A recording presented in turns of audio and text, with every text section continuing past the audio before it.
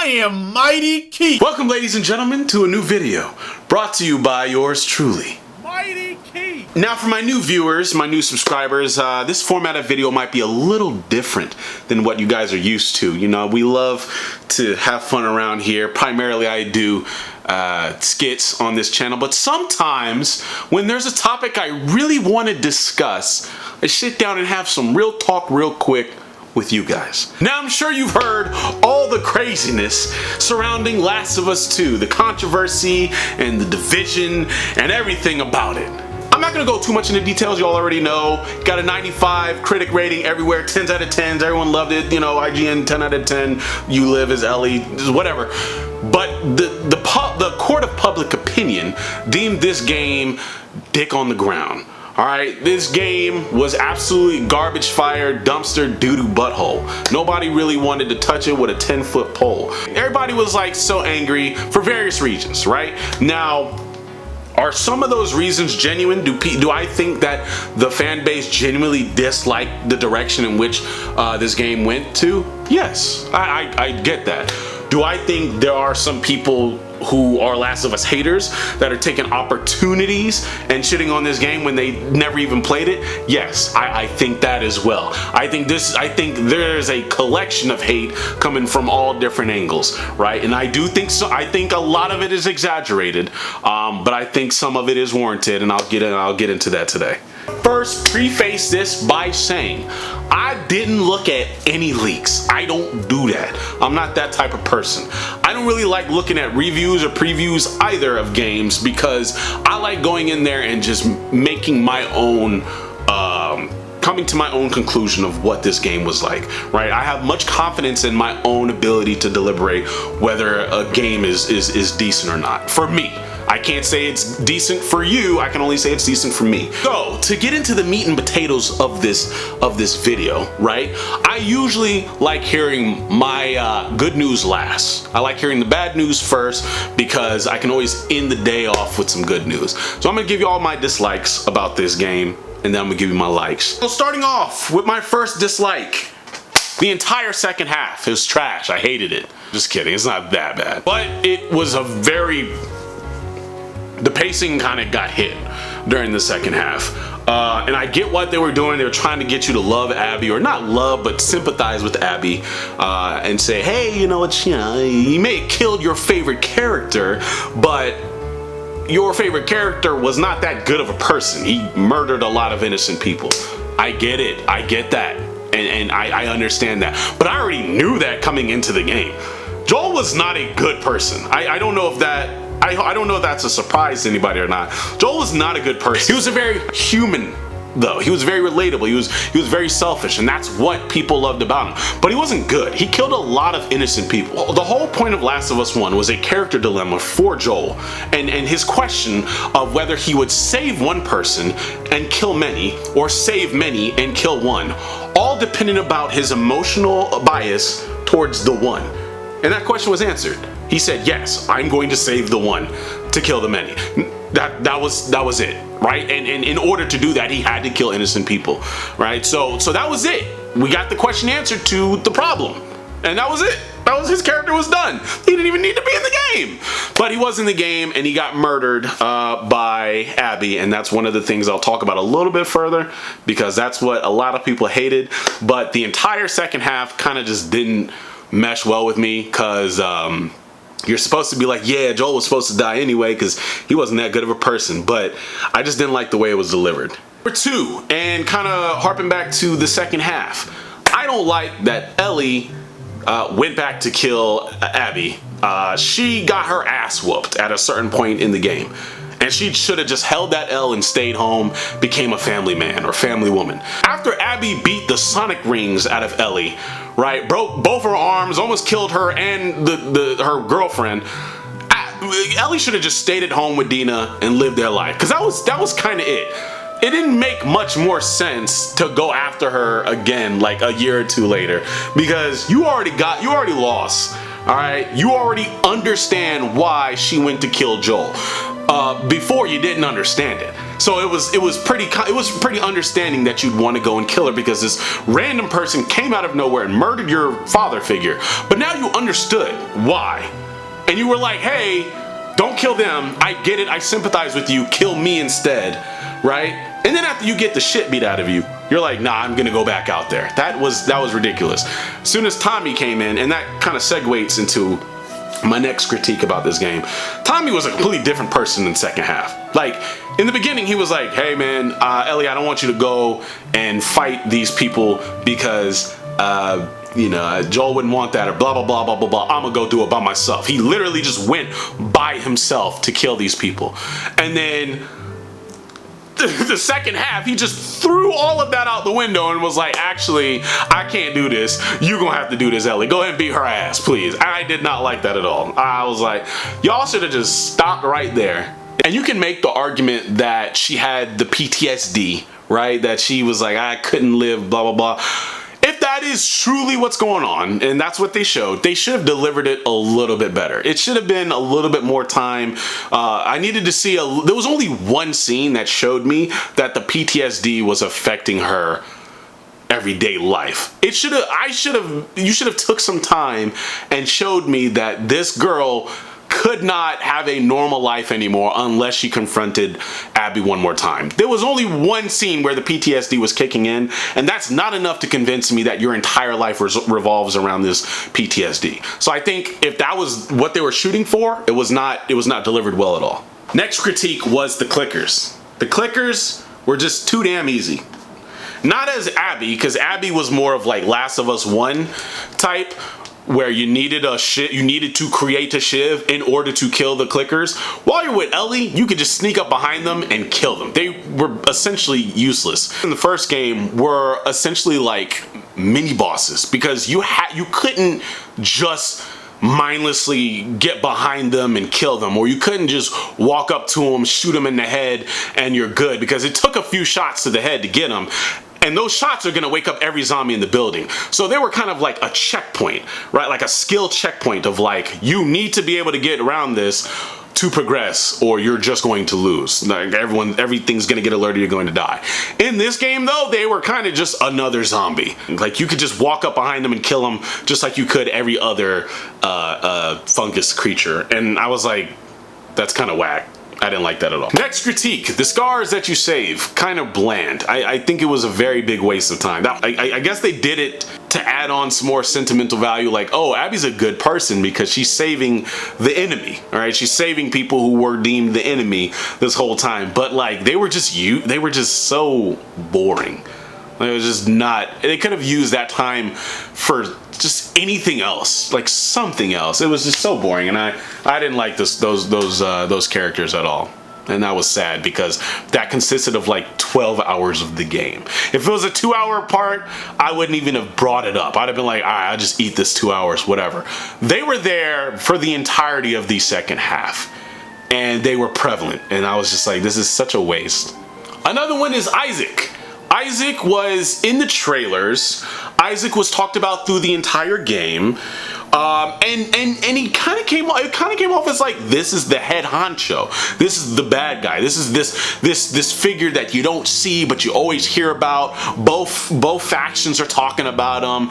Everyone, you hear him all the time, and then you finally see him in Abby's story, and you're like, okay, what's he gonna do? What's he gonna do? You know? And he was basically useless. He didn't do anything. He just died. He doesn't do anything at all. He was just completely pointless. And I'm sitting here like, hell yeah, you know what I'm saying? We got this brother in here. He's the leader of the factions. He's about to go ham. I'm trying to see him torture everybody. I'm trying to see him kill people. I'm trying to see him put people in emotional dilemmas. Nigga could just get shot. He just dies. I'm like, why? What was the point of any of this? Why do you even bring him up? What was his point? He could have just never been shown ever. I don't understand. And another reason to show Abby is being defiant to her old ways to save these people who were supposed to be bad guys to her. That was so stupid. Isaac was such a big waste, and I'm like, god dang it. The last critique was just the plot in its entirety. It was not as good as the first one. But I put this as my last one because this is also the last, like, this is the last thing to affect me, excuse me, as strongly, because again, Last of Us 1 was a masterpiece. I'm gonna just say it. It was a masterpiece. I did not expect the sequel to outpace or outdo the first one. It's hard. I don't know. It's hard for that to happen, right? I think maybe Mass Effect is the only one where Mass Effect 2 was strictly better than Mass Effect 1. And I can't think of any other games where like the second one is just like where the first one is a masterpiece and the second one is better than that. I can't think of many games where that happens. If I'm wrong, you know, guys, let me know what you guys think. But like, I kind of knew it was going to be very hard for them to make this plot better, especially because in my mind I felt like Joel's character was done. So I was like, I don't want them to add anything else to Joel because I already got everything I needed out of Joel. So that just means that they're going to expand on Ellie. So I need them to make Ellie look amazing. They definitely fleshed out her character, but it was just, all in all, the story was not as good as the first one, and I kind of expected that. But it's still a issue that I wanted to bring up. Well, those are my critiques with the game, things that affected me negatively. But let's talk about some things that I enjoyed. You know, some things that I praise this game for. And one of them, surprisingly, is exploration. And I say surprising because the original game was, of course, very linear. This game also has this linearity, but there are times where you are rewarded heavily for going going away from the beaten path and exploring and finding stuff. If it's not manuals, it's like more ammo or more in gear, and ammo is is a big necessity.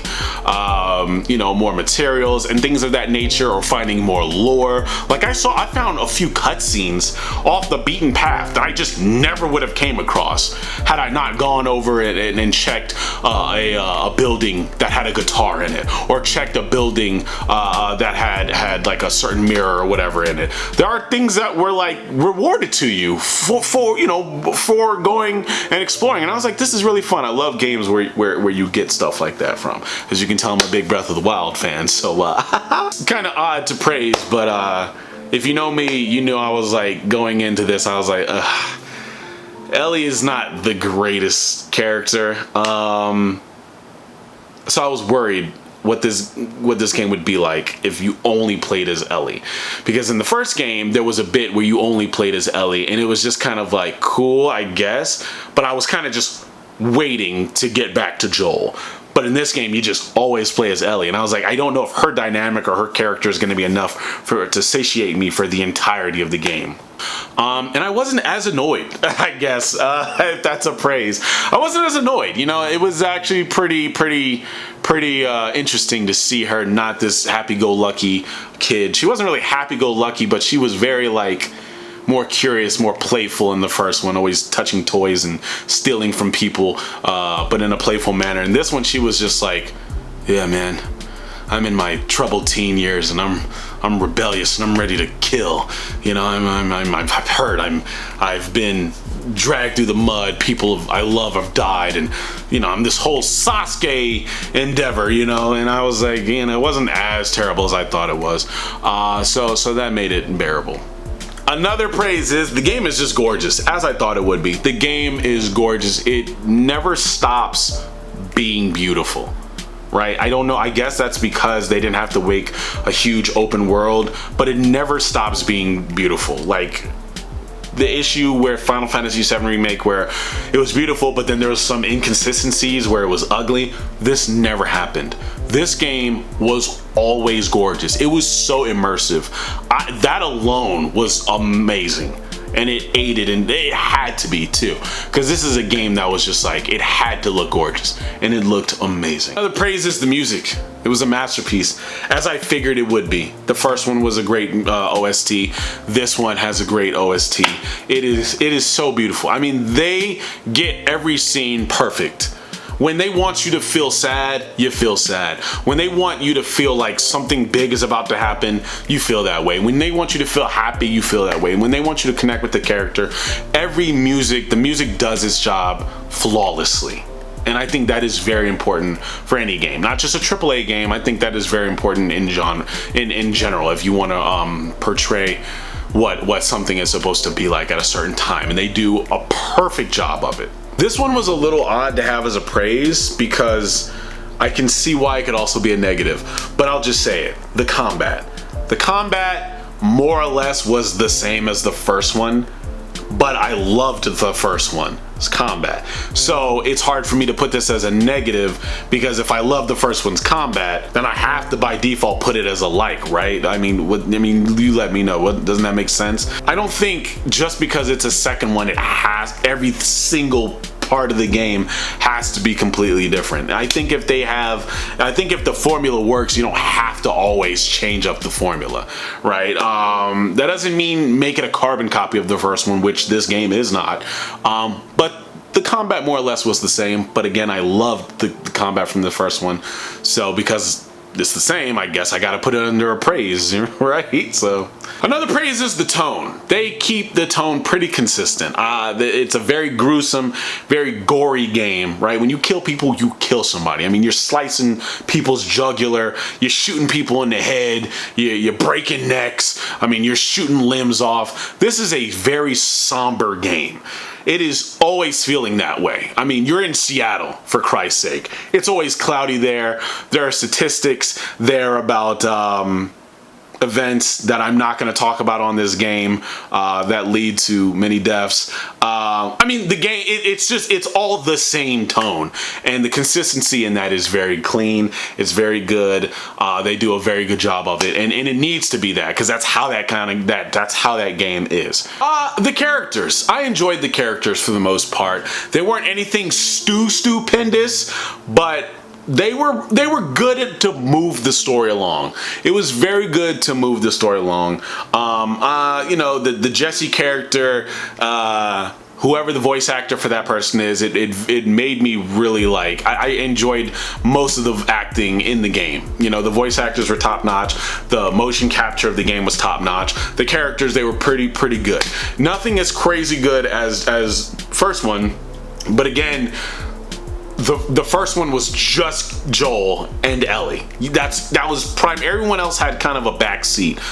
This game tried to kind of highlight a lot more than just Ellie and Abby. Like, they tried to give Dina a role, they tried to give Tommy a bigger role. You know, there were parts where they focused on Jesse and his mom, and no, I didn't really care about any of that. I'm gonna be honest. They brought in too much, and now it's like, there are people that I don't care about that they're trying to illuminate on, and I don't really care. Again, like harping back to the scars, the two scars that you say, like none of that really, I didn't really care about any of that.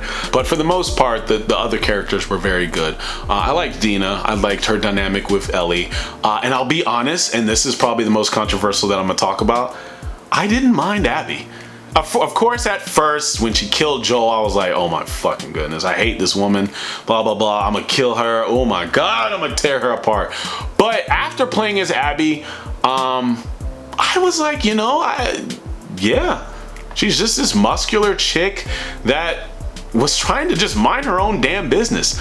And some guy came and murdered her father. Like, I get it. I get why you are angry now. I get why you wanted to hurt him. And her character was pretty consistent. She didn't kill people that just weren't supposed to get killed. Like, she could have killed Ellie multiple times, but only because Ellie was trying to kill her. But she was like, I'm not a murderer. I'm not gonna kill you. Just leave me alone. I only killed Joel because he murdered my father. I think that's a perfectly valid reason to want to kill somebody. So I was like, you know, they kind of did Abby pretty good. I'm okay with that. And I know a lot of people are gonna be upset because it's fun, it's trendy to hate on Abby, and a lot of people probably actually genuinely hate Abby. But I'm gonna be honest, I liked Abby more than I liked Ellie, and I'll be honest, I think I liked Abby the most out of the game, which is very odd. It's very odd, but I think she was the most complete character. Ellie was a very one-dimensional character. And talking about the characters brings me back to my last reason. Now, I told you my last critique was that the plot was not as good as the first one. Well, my praise is that even though it wasn't as good as the first one, this plot made you think more than the first one. The first one was pretty cut and dry, right? Father figure loses daughter, finds another daughter figure, and has to have a bond with her and decide whether or not he's going to save her and kill everybody else. It was pretty cut and dry, but the way they delivered that, the way the characters acted with each other is what really shined Last of Us 1. But in Last of Us 2, it was very like, I don't agree with the director Neil Druckmann all the time, but he was right. It does challenge your convictions, because in your eyes you should say, hey, Abby killed Joel, Joel's my guy, she has to die, that's it. But when you look at it, you're like, when you actually look at it, it's not black and white like that. It's honestly not. And you do have to think about the game in its entirety to really realize, okay, Joel should have died. He wasn't that good of a guy. I'm not gonna say he should have died, but logically, he went around and murdered many people from a faction that's supposed to be this world's new government. That's what the Fireflies were. They were supposed to be the new government of this now apocalyptic world, right? They have towers where they can communicate all over the country. They have tanks, they have guns, high-powered guns, they have heavy militia, right? This one guy is going around killing a lot of them. And and they know who he is, because this one guy is harboring the girl that's supposed to save the world. So they know who he is. It is very obvious that somebody is going to come out and search and kill him. They're going to send someone to assassinate him. It is very obvious he does not get to live through this whole thing. It should be very obvious. And they decided to kill him. Now whether the way they killed him, I'm not going to agree 100% on that, right? They probably could have done it better. But to think that Joel was going to survive this whole thing, that is irrational. He did a lot of bad stuff and he met his consequence. That is completely fine. But again, it makes you think, because you want him to live. You want Ellie to get revenge on the character that she murdered, because you loved that character. So I get why it made it divisive, but I also like that the plot was that challenging. So those are my likes and dislikes of the game. I'm not gonna put a number like, oh, this is 7 out of 10, 5 out of 10, 8 out of 10, 10 out of 10. I'm not gonna do any of that. I'm just gonna let y'all know I genuinely enjoyed my time with this game, and I'm definitely going to play it again. It is not as good as the first game. I enjoyed the first game, and I kind of figured it wouldn't be though. But that, I do not think it's a bad game. I think a lot of the hate is exaggerated. This is not a 2 out of 10. This is not a 3 out of 10. This is not a 4, 5, 6. I think it's a good game. I think the $60 I spent for it is worth it, especially because I'm gonna play it again with this new game plus, and with this new information I have of playing it. I want to see what else I can find, because there's probably some secrets I missed while exploring. But I will say the hate is exaggerated, but not all of the hate. People that wanted that wanted Joel to either not die the way he did or don't like Abby, those are completely fine and they're valid. Abby, I can understand why people don't like her, right? I can understand why people didn't want Joel to die. I can understand if you thought there was pacing issues. I can understand a lot of the reasons why there was getting a lot of hate, but giving this stuff 0 out of 10s or 2, 3 out of 10s is ridiculous. I also don't think it's a 10 out of 10 though. But yeah, that's kind of it, guys. I hope you guys enjoyed the video. We're gonna have some more skits later on in the week. If you're new, subscribe, because we're about to be at 400K. That's crazy. That's like 100K in 2 months. Y'all are ridiculous. I love y'all. Take care. Peace. Or that's just crazy.